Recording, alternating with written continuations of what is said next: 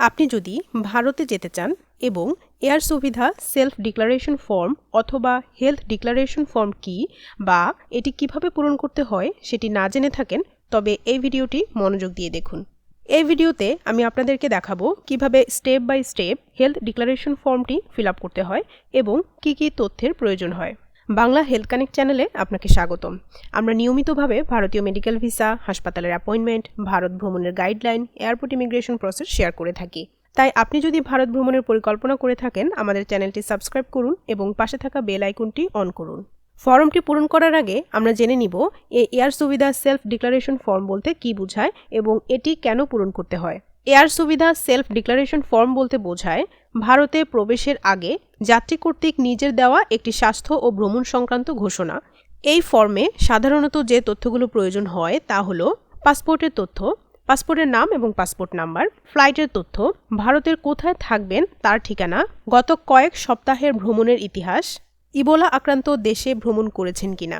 ভারত সরকার যেসব দেশকে ইবোলা আউটব্রেকের জন্য উচ্চ ঝুঁকির হিসেবে বিবেচনা করেছে সেগুলো হলো Uganda, Democratic Republic of the Congo এবং সাউথ সুদান। এয়ার সুবিধা ফর্মে সাধারণত আপনাকে জিজ্ঞাসা করা হয় গত 21 দিনের মধ্যে আপনি এসব দেশে ভ্রমণ করেছেন বা ট্রানজিট করেছেন কিনা। এই ফর্মটি আপনাদের ট্রাভেলের 72 ঘন্টা পূর্বে ফিল আপ করতে হয়। চলুন তাহলে আমরা এখন দেখব কিভাবে আমরা ফর্মটি ফিল আপ করব।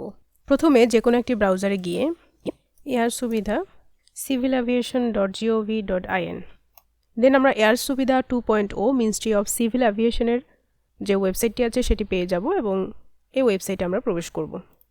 এরপর আপনার সামনে এরকম একটা ইন্টারফেস আসবে। এই ফর্মটি সকল ইন্টারন্যাশনাল ট্রাভেলারদের জন্য প্রযোজ্য থাকবে। প্রথম স্টেপে হচ্ছে personal and travel information, second স্টেপে হচ্ছে কন্ট্যাক্ট অ্যান্ড অ্যাড্রেস, থার্ড স্টেপে হচ্ছে হেলথ ডিক্লারেশন, ফোর্থ স্টেপে হচ্ছে ভেরিফাই অ্যান্ড সাবমিট। সো আমরা এখন ফার্স্ট স্টেপ সেটা হচ্ছে ফিল আপ করবো। এখানে প্রথমেই লেখা আছে যে are you traveling as individual or family, মানে আপনি কি একা যাচ্ছেন নাকি ফ্যামিলি মেম্বার সহ যাচ্ছেন। সাধারণত মেডিকেল ভিসার ক্ষেত্রে তাদের পেশেন্টের সাথে অ্যাটেন্ডার থাকে, তো সেই ক্ষেত্রে আপনারা ফ্যামিলি সিলেক্ট করে এরপরে আপনাদের এইখানে যে family member, add family member এরকম অ্যাড করে করে তাদের ডিটেলগুলো বসাতে হবে। আর যদি ইন্ডিভিজুয়াল হয় তাহলে ইন্ডিভিজুয়ালে ক্লিক করবেন এবং সেই অনুযায়ী আপনাকে এখানে শুধুমাত্র নিজের ইনফরমেশন দিয়ে পরবর্তী ধাপগুলোতে যেতে হবে। প্রথমে ফুল নেম, আপনার পাসপোর্ট অনুযায়ী ফুল নেমটা এখানে বসাতে হবে। এরপর হচ্ছে জেন্ডার, আপনার জেন্ডারটা এখানে বসাতে হবে। এরপরে হবে এজ মানে বয়স, পাসপোর্ট অনুযায়ী আপনার বয়সটা চেক করে এখানে ফিল আপ করতে হবে।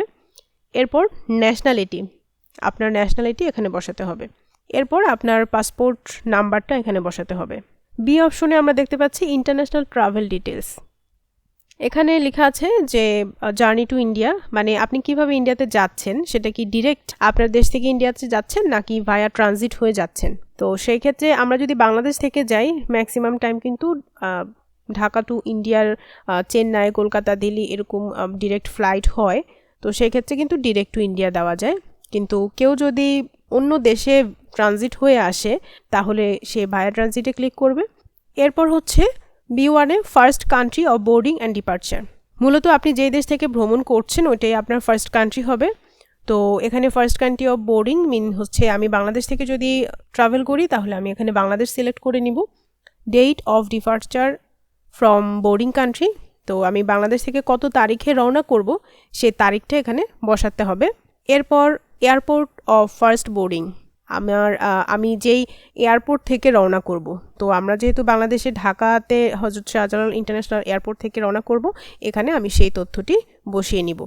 এরপর সি অপশনে আছে Ebola affected countries visited or transited in last 21 days, মানে আপনি গত 21 দিনে ইবোলা এফেক্টেড দেশগুলোতে ভ্রমণ করেছেন কিনা অথবা ওই দেশে ট্রানজিট হয়ে কোথাও আপনার ভ্রমণ করা হয়েছে কিনা সেই তথ্য এখানে দিতে হবে। যদি আপনি এই ইবোলা এফেক্টেড কান্ট্রিগুলোতে ভিজিট না করে থাকেন বা ট্রানজিট না করেন তাহলে আপনাকে নান অপশনটিতে ক্লিক করতে হবে। আর যদি আপনি ইবোলা এফেক্টেড কান্ট্রিগুলোতে ভ্রমণ করে থাকেন, যেমন Democratic of Congo, Uganda, south Sudan, তাহলে যেই দেশে আপনি ট্রানজিট করেছেন বা ভিজিট করেছেন সেটার মধ্যে টিকমার্ক দিতে হবে।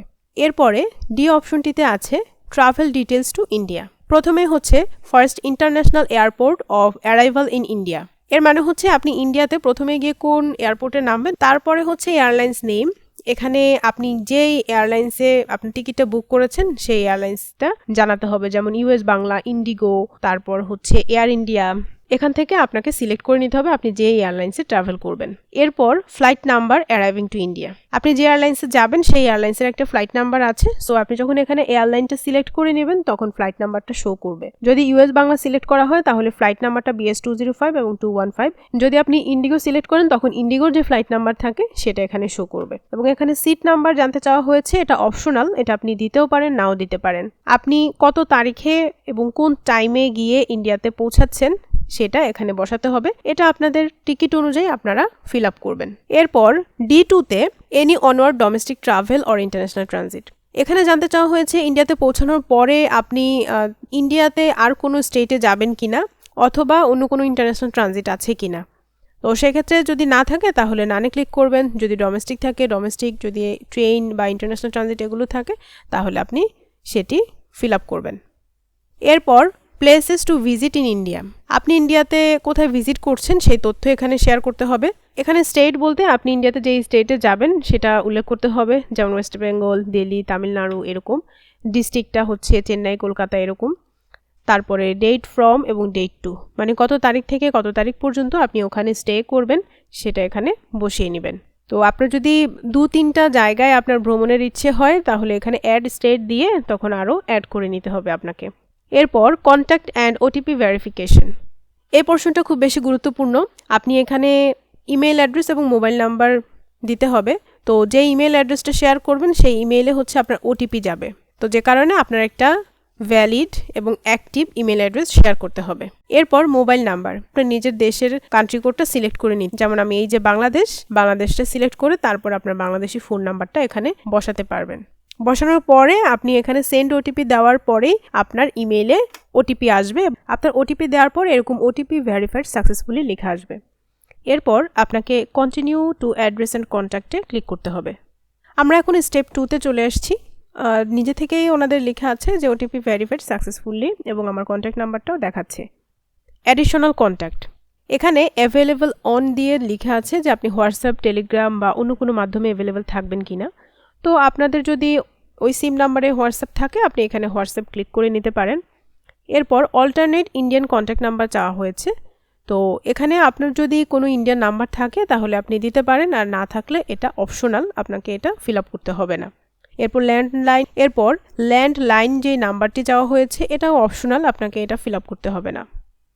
রেসিডেন্সিয়াল অ্যাড্রেস দিতে বলছে।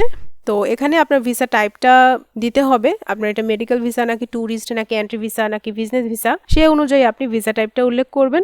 স্টে টাইপ, এখানে আপনি হোটেল নাকি সার্ভিস অ্যাপার্টমেন্ট কোথায় থাকবেন সেটা আপনাকে সিলেক্ট করে নিতে হবে। এরপর হোটেল ও রেসিডেন্স নাম্বার অ্যান্ড ব্লক, এখানে আপনি স্টে টাইপটা যেটা সিলেক্ট করবেন সে অনুযায়ী আপনাকে এই ঘরগুলো ফিল আপ করতে হবে। আপনি যদি হোটেলে থাকেন হোটেলের রুম নাম্বার, বিল্ডিং নেম এগুলো লিখে জানাতে হবে। তারপর স্ট্রিট অ্যাড্রেস, ওই হোটেলের অ্যাড্রেস কোথায়, এরপরে তার স্টেট কোথায়, ডিস্ট্রিক্ট কোথায় সেগুলো আপনাকে বসাতে হবে। 6 ডিজিট পিনকোড, মানে যে হোটেলটা নিচ্ছেন ওই এরিয়াটার পিনকোড কত সেটা বসাতে হবে। এটা অপশনাল, আপনি চাইলে এটা স্কিপ করতে পারেন। Permanent home address, country of origin, তো এটা হচ্ছে আপনার পার্মানেন্ট অ্যাড্রেসটা জানাতে হবে। বাংলাদেশের থেকে যদি আপনি যান তাহলে বাংলাদেশে আপনার পার্মানেন্ট অ্যাড্রেসটা কোথায় সেটা আপনাকে এখানে উল্লেখ করতে হবে অ্যাজ পার পাসপোর্ট। আপনার পার্মানেন্ট অ্যাড্রেস বসানোর পরে আপনাকে কন্টিনিউ টু রিভিউ অ্যান্ড কনসেন্টে ক্লিক করতে হবে। তো এবারে আমরা হচ্ছে 4th স্টেপে আসলাম। এখানে দেখাচ্ছে যে প্রাইমারি প্যাসেঞ্জার, তার ডাটা, অ্যাডিশনাল অ্যাড্রেস, মূলত হচ্ছে আপনি এতক্ষণ সবগুলোই ফিল আপ করেছেন, মানে স্টেপ 1, 2 দুইটাই সিলেক্ট করা হয়েছে। হেলথ ডিক্লারেশনটাও কিন্তু 1-এর মধ্যে ছিল। তো এখন একদম ভেরিফাই অ্যান্ড সাবমিটে চলে এসছে। এখান থেকে আপনার সব তথ্য আপনি চেক করবেন যে আপনি যা যা তথ্য দিয়েছেন সবকিছু ঠিক আছে কিনা। যদি কোনো কিছু এডিট করার প্রয়োজন হয় তাহলে আপনাকে ব্যাকে গিয়ে তারপর এডিট করে নিতে হবে। আর যদি আপনার সমস্ত ইনফরমেশন ঠিক থাকে তাহলে আপনাকে হচ্ছে এখানে যেই টিক মার্কটি আছে এখানে টিক দিতে হবে এবং এই টিক মার্কেও টিক দিতে হবে। এরপরে আপনাকে সাবমিট সেলফ ডিক্লারেশনে ক্লিক করতে হবে। আপনার হেলথ ডিক্লারেশন ফর্মটি সাবমিট হয়ে গেছে। এখান থেকে ডাউনলোড অপশনে ক্লিক করে আপনি ফর্মটি ডাউনলোড করে নিতে পারবেন, অথবা আপনি যে ইমেল অ্যাড্রেসটি দিয়েছিলেন আপনার ইমেইলেই কিন্তু আপনার এই সেলফ ডিক্লারেশন ফর্মটি চলে যাবে, সেখান থেকেও আপনি ডাউনলোড করে নিতে পারছেন। আশা করছি এয়ার সুবিধা সেলফ ডিক্লারেশন ফর্ম সম্পর্কে এতক্ষণ যা যা দেখানো হয়েছে আপনারা সবকিছুই বুঝতে পেরেছেন কিভাবে ফর্মটি ফিল আপ করতে হয়। পরবর্তীতে এরকম নতুন নতুন ভিডিও আপডেট পেতে আমাদের চ্যানেলটি সাবস্ক্রাইব করুন এবং পাশে থাকা বেল আইকনটি অন করুন। আজকে এই পর্যন্তই। সবাই ভালো থাকবেন। ধন্যবাদ।